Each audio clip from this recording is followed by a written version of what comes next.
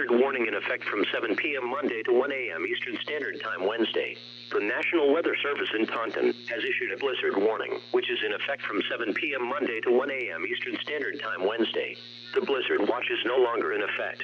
Locations: eastern and southeastern Massachusetts as well as all of Rhode Island.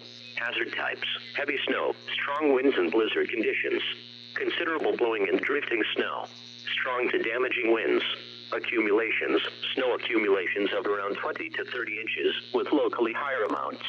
Snowfall rates of 2 to 4 inches an hour at times. Timing: while the storm is expected late Monday lingering into early Wednesday, the worst of the storm will be Monday night through Tuesday afternoon.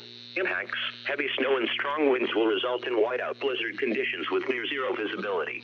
Travel will be impossible and life-threatening across the entire region. Also, snow may be wet enough to result in downed tree limbs and power outages in addition to the winds. Winds, north-northeast 30 to 40 miles per hour with gusts around 65 to 75 miles per hour. The height of the winds will be late Monday night into Tuesday. The strongest winds will be across the coastal areas. Visibilities: 1/4 mile or less at times. A blizzard warning is issued when sustained winds or frequent gusts over 35 miles per hour are expected with considerable falling and or blowing and drifting snow. Visibilities will become poor with whiteout conditions at times.